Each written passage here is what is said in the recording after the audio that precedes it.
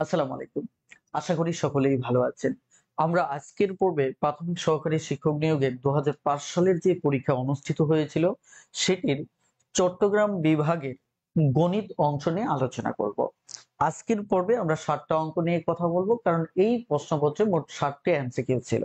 চলুন কথা না বাড়িয়ে সরাসরি আমরা মূল আলোচনা শুরু করব। আমরা এই মুহূর্তে লসাগু গসাগুর যে অঙ্কটি দেখতে পাচ্ছি, বলা চলে এই অঙ্কটি লসাগু গসাগু অধ্যায়ের মোটামুটি একটু কঠিন অঙ্ক।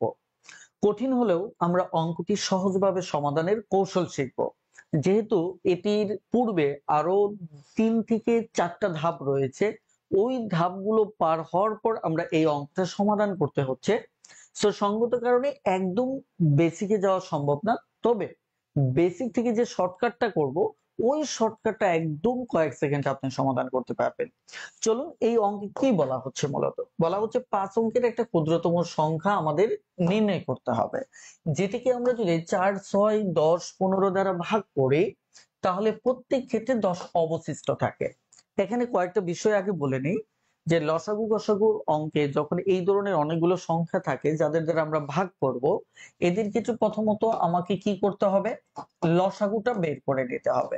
কি করতে হবে বলে? লসাগুটা বের করে নিতে হবে। তারপর ২ নম্বর কাজটা হবে, এই লসাগু দিয়ে যে লসাগুটা আমরা বের করব, এখানে যে সংখ্যাটা থাকবে, যেমন ৫ অঙ্কের ক্ষুদ্রতম সংখ্যা এখানে বলছে, তার মানে এটাকে ভাগ করতে হবে। ভাগ করার পর আমরা একটা ভাগশেষ পাবো। কথা বুঝতে পারছেন?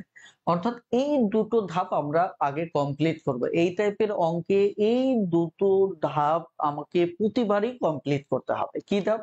প্রথমত যাদের দ্বারা ভাগ করতে বলবে তাদের লসাগু বের করব। ওই লসাগুর দ্বারা এখানে যে ক্ষুদ্রতম সংখ্যার কথা বলছে তাকে ভাগ করব। ভাগ করার পর আমাদের একটা ভাগশেষ আসবে।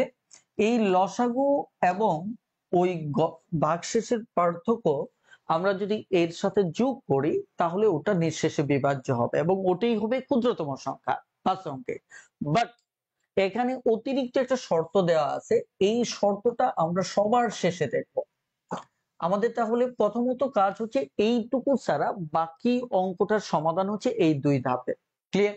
আমি কেন এখানে একদম বেসিকে যাচ্ছি না, কারণ বেসিকে যদি যেতে হয় তাহলে এর আগে আরো ৩-৪টি ধাপ নিয়ে আপনাদের সাথে কথা বলতে হবে। এই রিলেটেড আমার একদম বিস্তারিত ভিডিও আছে, আপনি অনলাইনে সার্চ করলে পাবেন, সেখান থেকে আপনি দেখে নিতে পারেন। আমি শুধু চুম্বক অংশটা বলতেছি, ফ্রেমটা কি হবে। তাহলে এই ৩ অবশিষ্ট থাকে, এটা ব্যতীত ফ্রেমটা হচ্ছে এটা। তাহলে ৩ অবশিষ্ট থাকে, এটা ছাড়া আমরা আপাতত এই দুটো ধাপ কমপ্লিট করি। চলুন শুরু করা যাক। প্রথম ধাপটা হচ্ছে আমাদের লসাগু বের করতে হবে।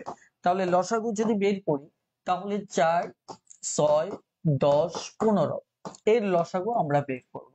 তাহলে এর লসাগু যদি আমরা বের করি, ২, ৩, ৫, এখানে ১৫, তারপর ৫, তারপর হচ্ছে দেখেন, এরপর হচ্ছে ৩।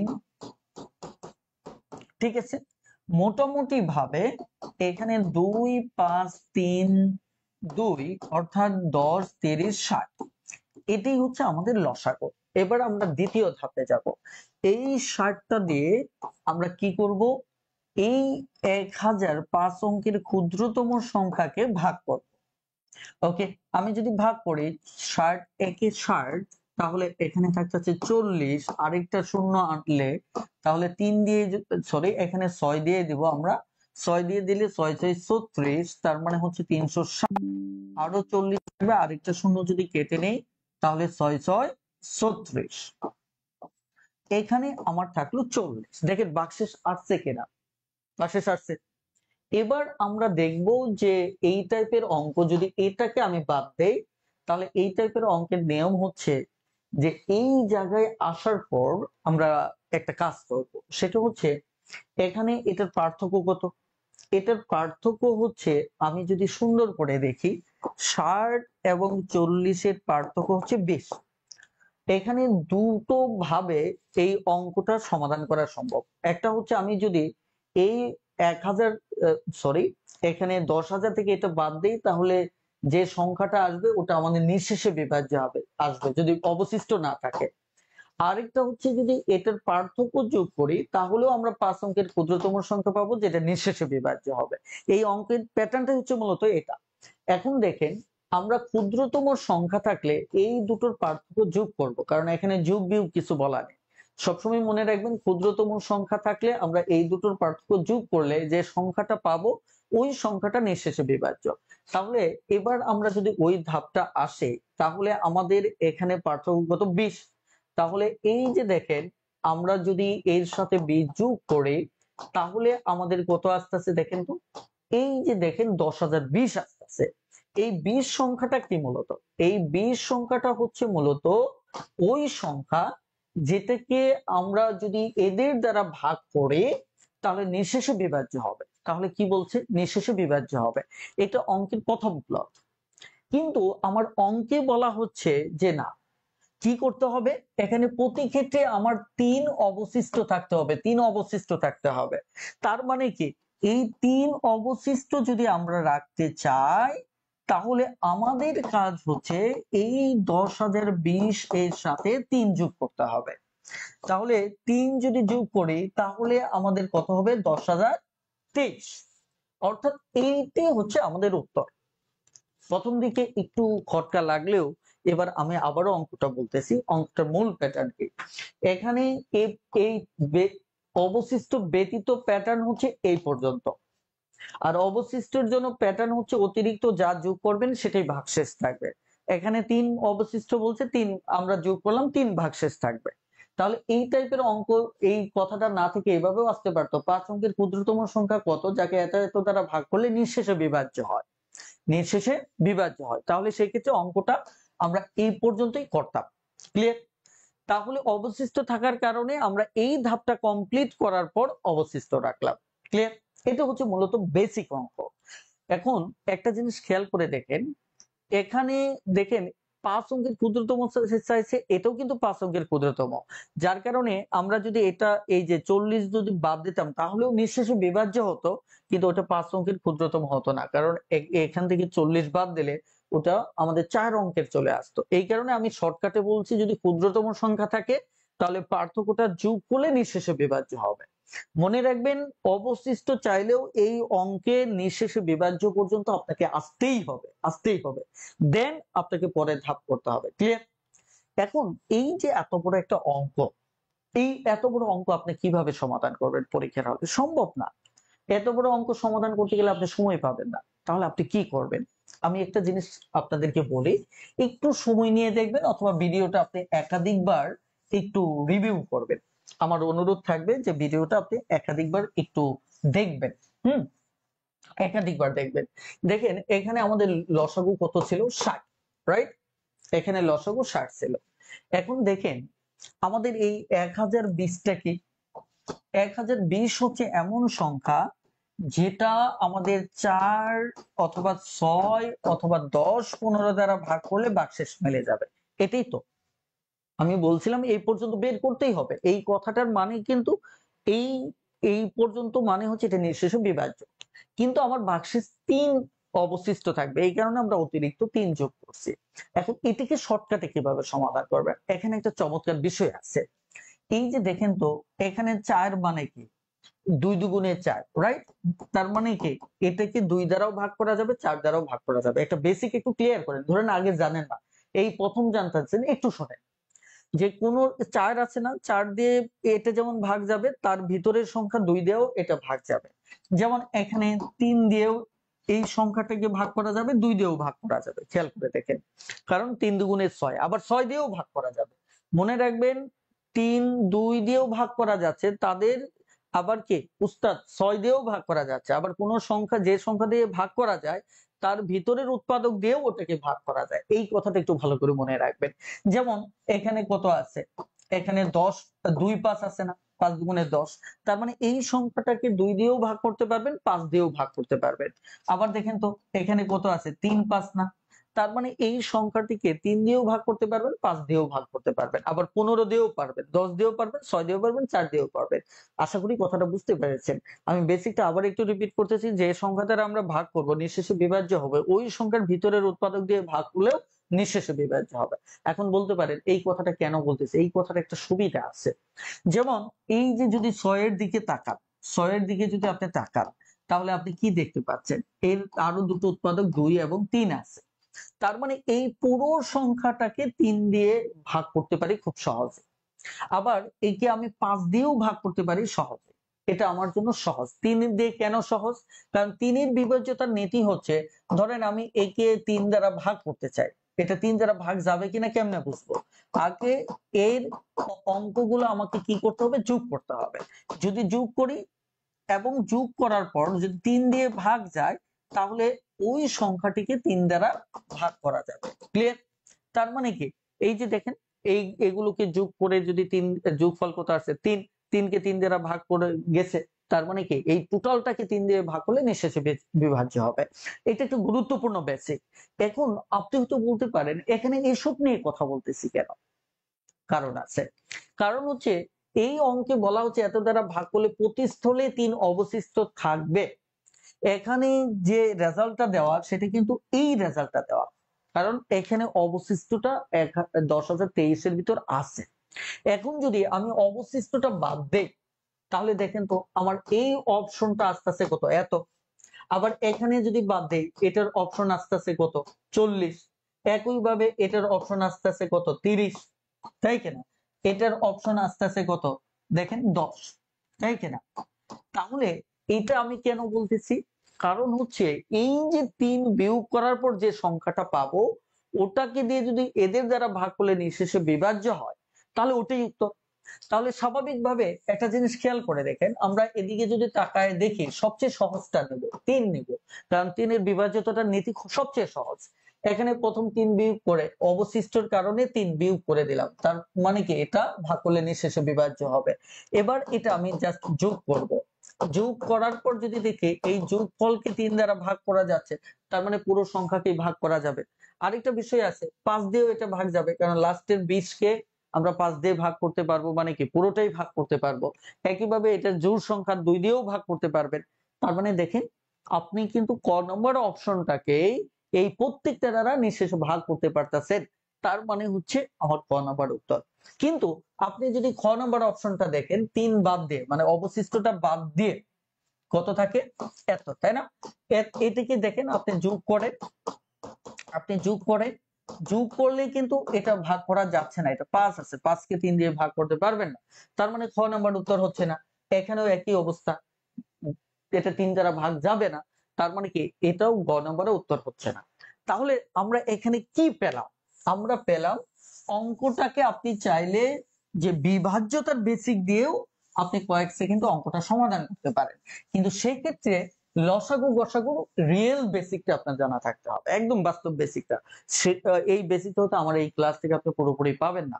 আর লসাগু কি, গসাগু কি, লসাগুর ডেফিনেশন, বেসিকটা কি, এগুলো ক্লিয়ার হতে হবে।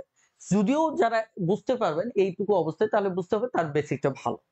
যাই হোক, আমি তাহলে কি বললাম, যে এই 3 অবশিষ্ট আছে, আমরা এই অপশন গুলো থেকে 3 বাদ দেব। বাদ দেওয়ার পর যে সংখ্যাগুলো পাবো, ওদেরকে যদি এটা এটা দ্বারা ভাগ করা যায়, তাহলে ওটাই উত্তর। এটার জন্য আমি একটা ছোট্ট একক নিয়েছি, কি এটা 6 দিয়ে ভাগ করার চাইতে আমি 2 অথবা 3 দিয়ে সহজে ভাগ করতে পারবো, এই কারণে ভিতরে নিয়েছি, কারণ 3 এর বিভাজ্যতাটা খুবই সহজ। ক্লিয়ার?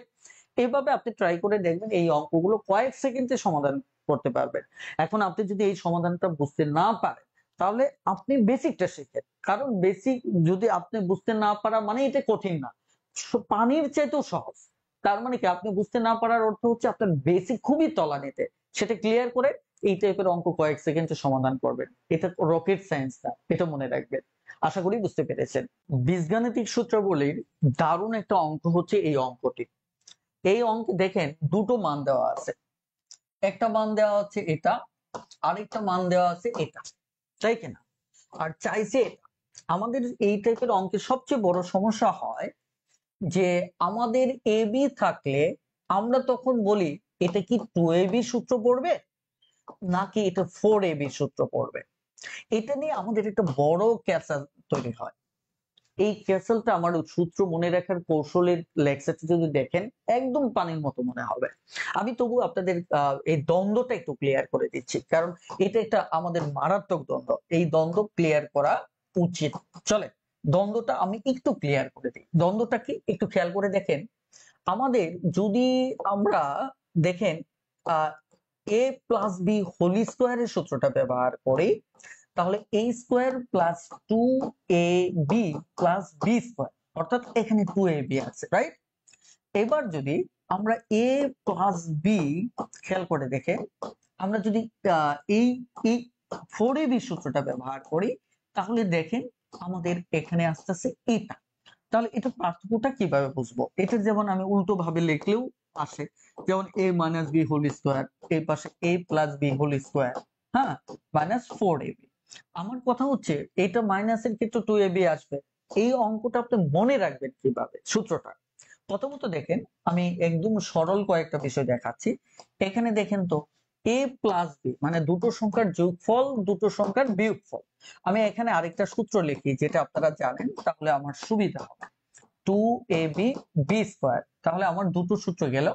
এখানে দেখেন তো এই দুটো একসাথে কোনটাতে আছে? দেখেন এটাতে এটাতে আছে, এই দুটোই আছে, a plus B, a minus B, a plus B. But এই যে এই সূত্র আর এই সূত্রের মাঝে এটা শুধু একটা আছে আরেকটা নাই, এখানে শুধু একটা আছে আরেকটা নাই। মনে রাখবেন, যদি একটা থাকে একটার দ্বিগুণ 2 হবে, আর যদি দুটো থাকে দুটোর দ্বিগুণ 4 হবে। ভালো করে বুঝেন, আমি এটার এটাকে কি, একটা যদি থাকে একটার দ্বিগুণ হবে মানে কি 2ab হবে। এখানে কয়টা আছে? a প্লাস বি একটা আছে না পুরো সূত্রে, তার মানে এটা 2ab হবে। a মাইনাস বি কয়টা আছে? a minus B, a plus B, দুটোর ভিতর কয়টা আছে? একটা, তার মানে এটা 2ab হবে। আবার এখানে a plus B, a minus B, এই একটা এ একটা, দুটো আছে, তাহলে দুটো থাকলে আমার কি হবে? 4ab হবে। ক্লিয়ার? এখানেও দুটো আছে, একটা দুইটা, তার মানে দুটো থাকলে আমার কি হবে? 4ab হবে। তার মানে আমরা কি বুঝতে পারলাম? আমরা বুঝতে পারলাম যে যখনই অঙ্কে পজিটিভ নেগেটিভ দুটোই থাকবে তখন দ্বিগুণ করলে 4ab আসবে। তার মানে দেখেন তো এখানে এই a মাইনাসও আছে, আবার a প্লাসও আছে, a প্লাস বিও আছে, তার মানে কি দুটো আছে না? তাহলে দুটো যদি থাকে তাহলে আমাদের এটা কি হবে? 4ab সূত্র পড়বে। ক্লিয়ার?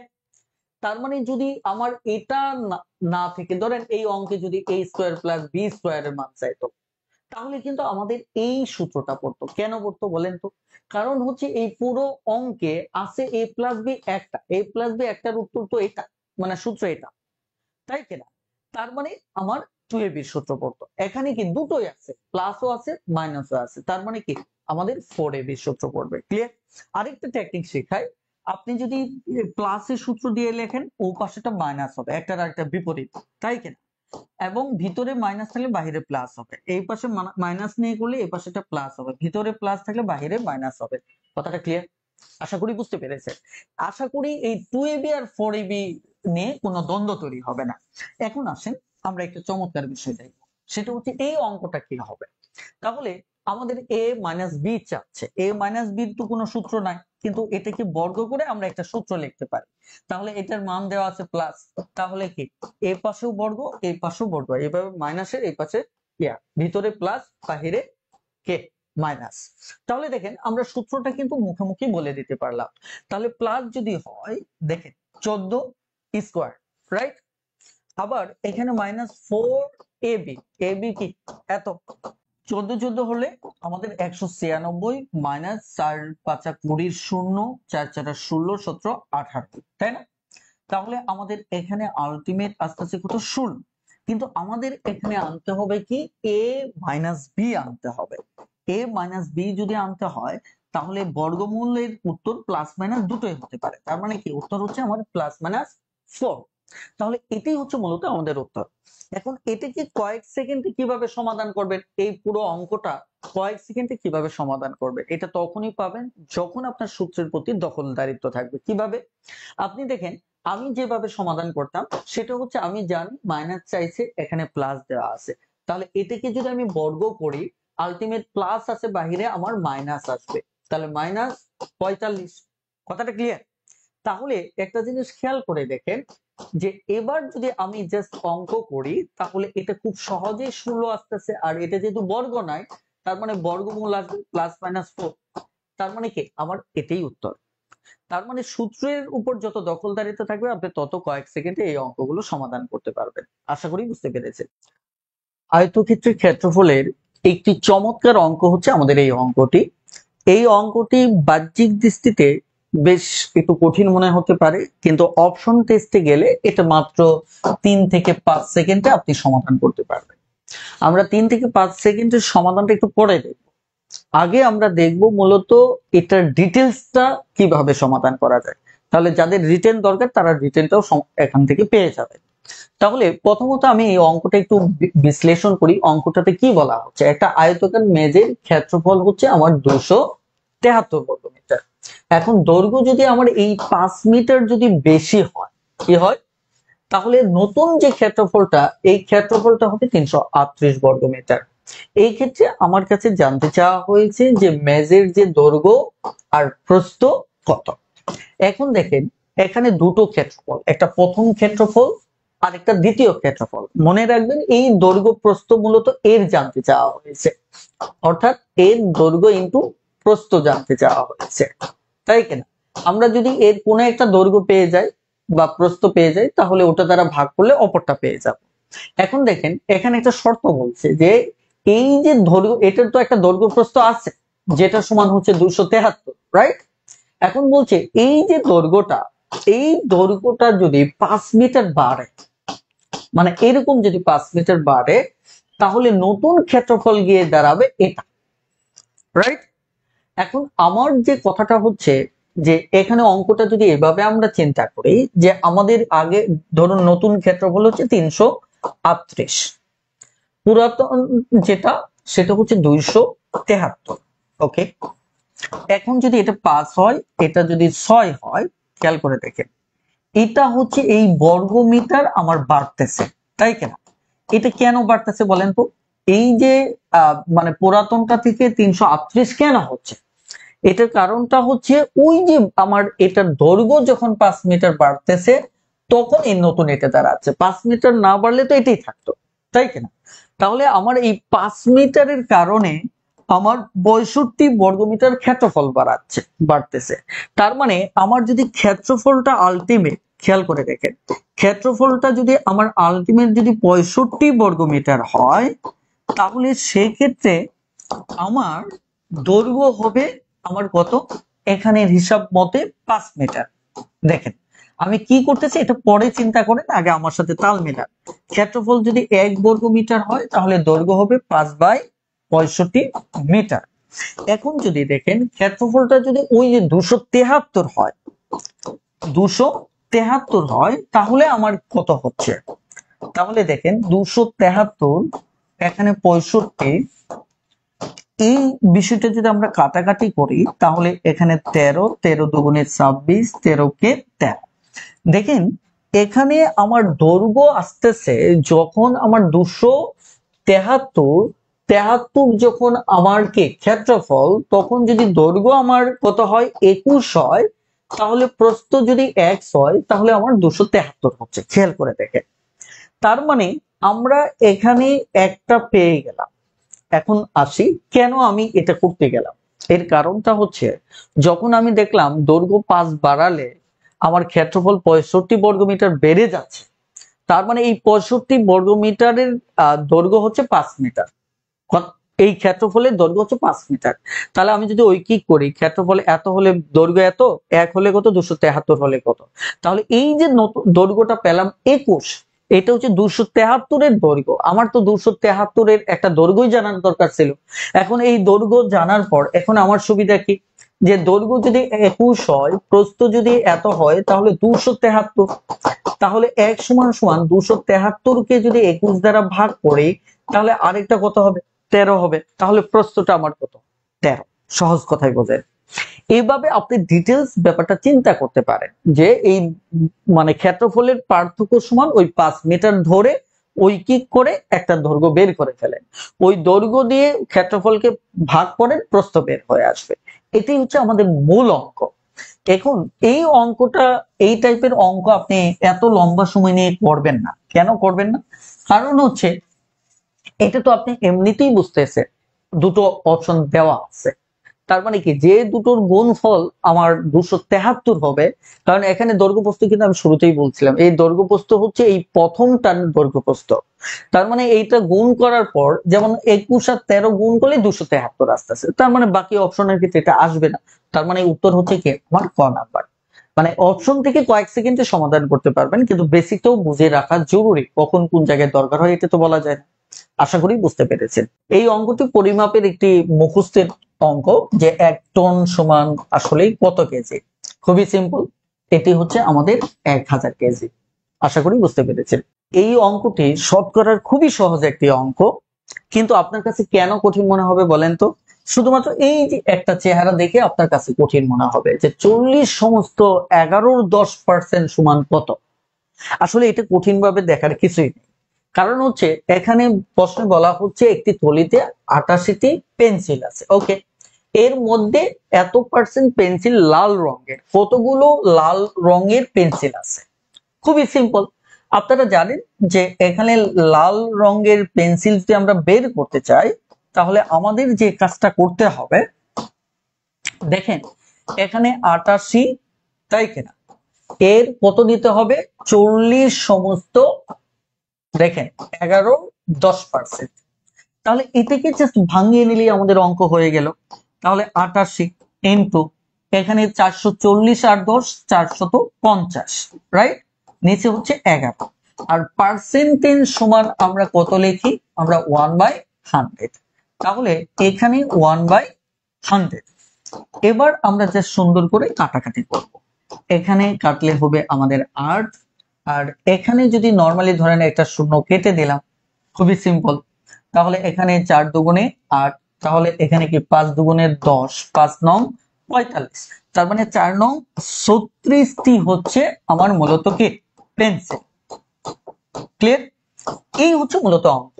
আমাদের এখানে বেসিক হিসেবে যে জিনিসটা জানতে হবে, যে এই জায়গাটা কিভাবে এই মানে মিশ্র ভগ্নাংশে, ভগ্নাংশ যেটা দেওয়া আছে এটাকে অপ্রকৃত ভগ্নাংশে রূপান্তর করা যায়। সেটা নিয়ম হচ্ছে এই দুটো আমরা গুণ করে উপরের মানটা যোগ করে আমাদের হর বসাবো, বাকি নিচেরটা নিচের জায়গায় থাকবে। আর হচ্ছে এখানে আরেকটা জিনিস হচ্ছে এই শতকরা হার যেহেতু আছে, ওটাকে আপনাকে ভাঙাতে হবে, ভাঙালে কাটাকাটি করার পর যা আসবে সেটাই উত্তর। আশা করি বুঝতে পেরেছেন।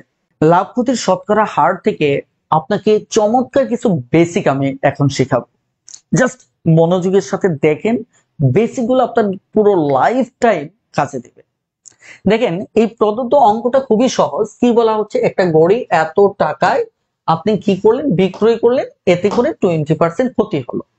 আপনার কাছে জানতে চেয়েছে এটা ক্রয় মূল্য কত, রাইট? তাহলে প্রথম জিনিসটা দেখেন, এখানে প্রথম যে ফিগারটা দেওয়া আছে এই ফিগারটাকে বিক্রয় করা, তার মানে আমি বলতে পারি এই তথ্যটা দেওয়া হচ্ছে মূলত বিক্রয় মূল্য, রাইট? এই তথ্যটা বিক্রয় মূল্য, আর চাইছে কি ক্রয় মূল্য। বুঝতে পারছেন কিনা? আর দেওয়া আছে যে এখানে শতকরা ক্ষতি কত। মনে রাখবেন এই অঙ্কগুলো দুটো টাইপ হয়ে থাকে। টাইপ 1, আপনার যদি ধরেন এই যে যেমন এই অঙ্কে বিক্রয় মূল্য দেওয়া আছে, কথা বুঝতে পারছেন কিনা, এবং একটা শতকরা হার দেওয়া আছে, এটা সমান আপনাকে বের করতে হবে ক্রয় মূল্য। এটা একটা প্যাটার্ন হয়ে থাকে যেটা এই প্রদত্ত অঙ্কে দেখতে পাচ্ছেন। 2 নম্বর আরেকটা প্যাটার্ন হয়, কথা বুঝতে পারছেন, ক্রয় মূল্য দেওয়া থাকবে,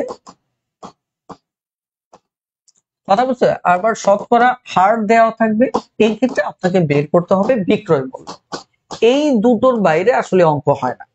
তাহলে এবার আমরা এখান থেকে বেসিকটা কি শিখবো সেটা আমি একটু বলি। বেসিকটা হচ্ছে এটাই যে এই টাইপের অঙ্ক আপনি চাইলে ঐকিক দিয়েও সমাধান করতে পারেন, আবার আপনি চাইলে ঐকিককে বেসিক আকারে শর্টকাট বানিয়েও সমাধান করতে পারেন, কোনোটাই মুখস্থ করতে হবে না। যেমন আমি যদি বলি যে এই অঙ্কের এই যে পার্সেন্টেজটা আছে এটার কি কি অর্থ বহন করে, সেটা চলেন আমি একটু জেনে নিই। 20% ক্ষতি কথাটার মানে কি? এই 20% ক্ষতি কথাটার মানে আমি যদি ভাগ করি, আমি প্রথমত ভাগ করব যে এই জিনিসটার শতকরা হার মানেই হচ্ছে ক্রয় মূল্য 100, এই জিনিসটার ক্রয় মূল্য 100, আর হচ্ছে বিক্রয় মূল্য আমার 20% ক্ষতি, তার মানে হচ্ছে 80 টাকা। এটা একটা এটা একটা প্যাটার্ন। এটারই আরেকটা প্যাটার্ন আছে, প্রত্যেকটা হারের দুটো করে প্যাটার্ন থাকে। যেমন আরেকটা প্যাটার্ন হচ্ছে 20% মানে হচ্ছে ক্রয় মূল্য 100, আর এখানে ক্ষতি হচ্ছে আমার 20 টাকা। দেখেন, এই 20% ক্ষতির দুটো মিনিট, মানে আপনি অঙ্কের প্রয়োজনে কাজ করবেন। এটা যে কি কাজ করবেন, এই যে যে এই পার্সেন্টেজটা কখন কিভাবে ভাঙাবেন, ক্রয় মূল্য বিক্রয় মূল্যে কখন ভাঙাবেন, ক্রয় মূল্যে ক্ষতিতে কখন ভাঙাবেন। এটা ভাঙাবেন যখন এই টাইপের অঙ্ক থাকবে। যে যেমন দেখেন, এখানে বিক্রয় মূল্য দেওয়া আছে, হার দেওয়া আছে, তার মানে ক্রয় মূল্য চাইছে, তার মানে এখানে বিক্রয় মূল্য আর ক্রয় মূল্য দুটোই দরকার। বুঝতে পারছেন কিনা? যার কারণে আপনি এই ধরনের হারকে এভাবে ভাঙাবেন। এই যে ক্রয় মূল্য আছে, বিক্রয় মূল্য চাইছে, হার আছে, তার মানে এই হারটাকে আপনি এভাবে ভাঙাবেন। আবার এটা কখন ভাঙাবেন, তখন ধরেন আপনার ধরেন একটা শতকরা ক্ষতি দেওয়া আছে, এখন আপনার কাছে মনে করেন আরেকটা ক্রয় মূল্য দেওয়া আছে, এখন ক্ষতির পরিমাণ যদি জানতে চায় তাহলে আপনি এভাবে ভাঙাবেন, মানে ক্ষতি চাইলে ক্ষতির পরিমাণটা অনুসারে ভাঙাবেন। আর যদি ক্রয় মূল্য দেওয়া থাকে, বিক্রয় মূল্য চাই, তবু ভাঙাবেন এভাবে। যদি বিক্রয় মূল্য দেওয়া থাকে, ক্রয় মূল্য চাই, তবু এটা ভাঙাবেন। সহজ কথা হচ্ছে, যখন ক্রয় মূল্য বিক্রয় মূল্য দুটোই থাকবে তখন শতকরা হারকে এভাবে ভাঙাবেন। লাভের ক্ষেত্রেও একই কথা সত্য। আমাদের যদি 20% লাভ কথাটা থাকতো, আমি প্রথমটা ভাঙাচ্ছি, দ্বিতীয়টা তো সেম। দেখেন, তাহলে আমার ক্রয় মূল্য লিখতাম কত, ক্রয় মূল্য 100, এবং আমার বিক্রয় মূল্য হচ্ছে 120। ক্লিয়ার? এইভাবে আমরা ভাঙাবো। ক্লিয়ার? এবার আসুন, এই যে প্রদত্ত অঙ্কটা ঐকিকে কিভাবে করবেন। ঐকিক করার নিয়ম হচ্ছে, ধরেন এই যে আপনি এটা ধরে ঐকিক করতে পারেন, এখানে দেওয়া আছে কি বিক্রয় মূল্য, তাহলে আপনি এটা লিখবেন যে বিক্রয় মূল্য 80 হলে ক্রয় মূল্য 100 টাকা। এটা ঐকিক, যে বিক্রয় মূল্য, কারণ যেটা দেওয়া আছে ওটা বামে রাখবেন, যেটা চাইবে ওটা ডানে।